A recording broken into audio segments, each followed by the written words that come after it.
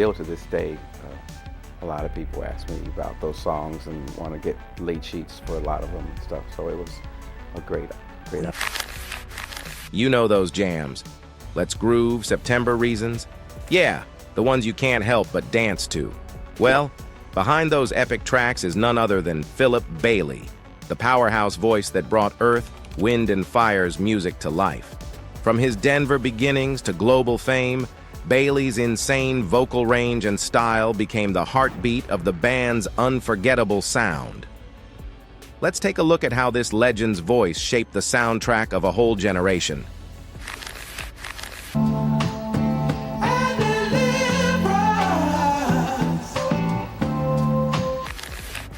Philip Bailey grew up in Denver, soaking up all kinds of music thanks to his family and the buzzing cultural scene around him. This early mix of sounds sparked his passion for music and set the stage for his future. At East High School, a hotspot for creative talent, Philip started exploring his killer vocal range. College life kept him close to the local music scene, where he jammed with different bands and leveled up his skills. One of his early gigs was with a local R&B group called Friends in Love, which gave him a taste of performing live and helped him carve out his unique sound. Philip's playlist of influences was all over the map. From jazz heavyweights like Miles Davis and John Coltrane to Motown stars like Stevie Wonder, he took notes from the greats. He even looked to powerhouse female vocalists like Sarah Vaughan and Dionne Warwick to shape his style. That mix of inspirations, pure magic for the voice we all know and love today. The 12 of never. In the early 70s, Philip Bailey's life flipped when Maurice White, the mastermind behind Earth, Wind, and Fire, brought him into the mix. This wasn't just another band, it was a bold mashup of jazz, soul, funk, R&B, and rock, all wrapped in feel-good, uplifting messages. And Philip, he was the perfect match for the vision. And in doing so, I always have something to take back to Earth, Wind, and Fire. Earth, Wind, and Fire has been a great family, musical family, but it's a team, and I have a part to play, very distinctive part. So, with his insane falsetto and ability to shift through vocal ranges like it was nothing, Philip added something special to the group's sound. That falsetto, it became the standout element everyone instantly recognized in their music. He took the lead on tracks that became straight-up classics. Think Devotion, Keep Your Head to the Sky, and Reasons. His emotional delivery and killer range turned those songs into timeless hits and made him a core part of the group's rise to legendary status. what I was contributing from a gospel standpoint, the first record was The Wonders of His Love, and that was one of people's favorite records. In the 80s, Philip Bailey had a major moment of clarity and became a born-again Christian, which completely shifted how he saw life and made music. Leaning into his faith, he dived headfirst into gospel music, dropping albums like The Wonders of His Love, Family Affair, and Triumph. These weren't your typical church hymns, though. Philip brought his R&B and funk roots into the mix, creating a fresh, soulful take on gospel that hit differently. And still to this day, a lot of people ask me about those songs and want to get lead sheets for a lot of them and stuff. So it was a great effort. His spiritual awakening wasn't just a solo thing. It echoed in Earth, Wind, and Fire, too. Maurice White, already on a similar spiritual path, connected with this energy, and it started showing up in their music. Tracks got sprinkled with messages about love, unity, and positivity, which became a signature part of what made the band stand out. Their songs weren't just hits, they felt like uplifting anthems for the soul. So imagine the surprise of fans and followers when he revealed in his autobiography that he stepped out on his wife. In his autobiography, Shining Star, Philip didn't hold back about a messy chapter in his life.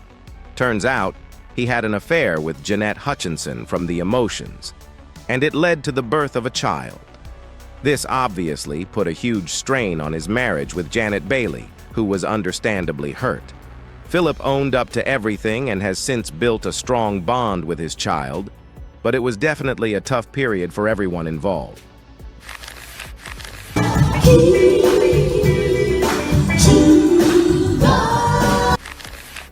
Jeanette Hutchinson isn't just any name in music. She's one of the famous voices behind The Emotions, the iconic group that went from gospel roots to ruling the R&B and disco scenes. Yeah, that Emotions, the group VH1 named as one of the most legendary girl groups ever. She was a founding member, proving her skills as a singer, songwriter, producer, and even author. But let's not skip the details. Jeanette and Philip's daughter's name is Peely Bailey. She was born in 1978. His wife, Janet, was understandably shaken, but eventually welcomed Peely into the family. Jeanette, on the other hand, has kept her side of the story pretty private. She hasn't said much publicly about the drama or the aftermath. While Philip's been the one speaking on the situation, Jeanette seems to let her music do the talking. On top of that, Philip opened up about how hard it was to juggle his superstar career with being a husband and dad. The non-stop tours and studio sessions meant he wasn't always around for the big moments at home, and he admitted that it's one of his biggest regrets. Being caught between chasing dreams and being there for his family was a struggle he didn't always handle perfectly, but at least he's honest about it. It's not a story we haven't heard before, if we're being honest. Maurice, from the same band Earth, Wind and Fire, had his own drama regarding infidelity too.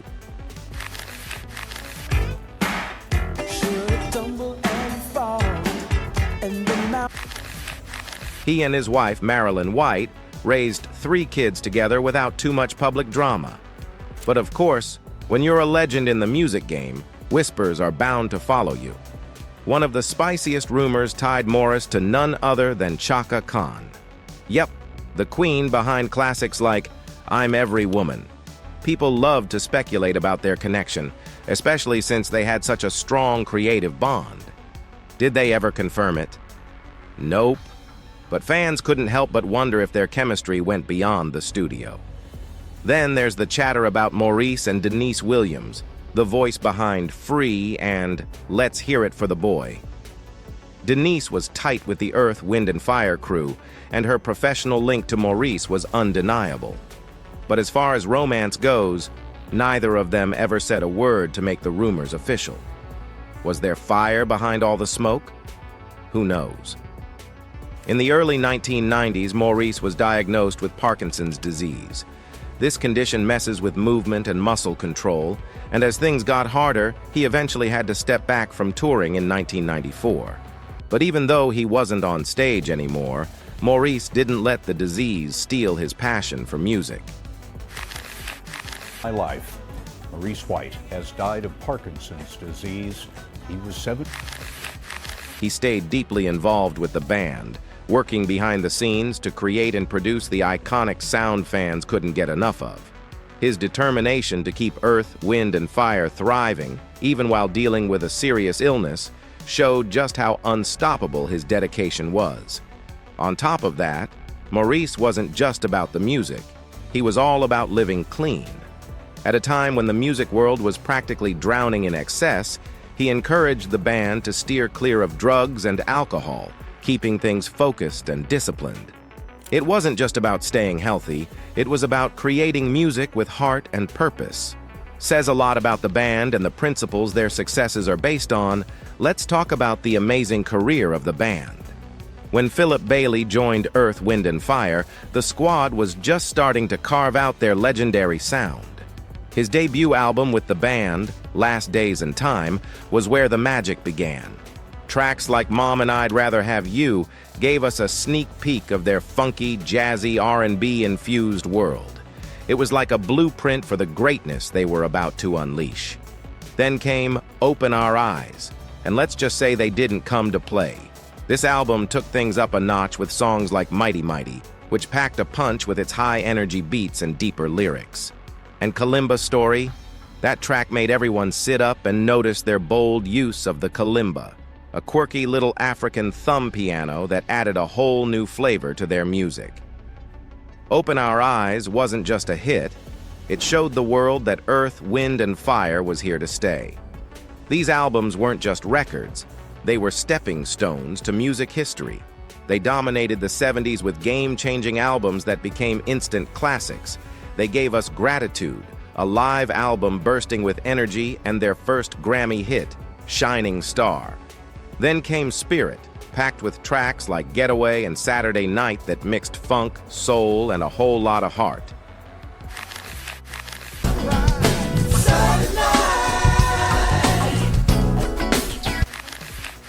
By the time All in All dropped, they were unstoppable. Fantasy and Jupiter had everyone talking, and it racked up Grammys like no big deal. Then came the ultimate flex, The Best of Earth, Wind and Fire, Volume 1, featuring September, aka the song that never gets old. And let's not forget I Am, the album that blessed us with Boogie Wonderland and proved they owned the disco funk soul game. These records weren't just hits. They turned Earth, Wind, and Fire into legends.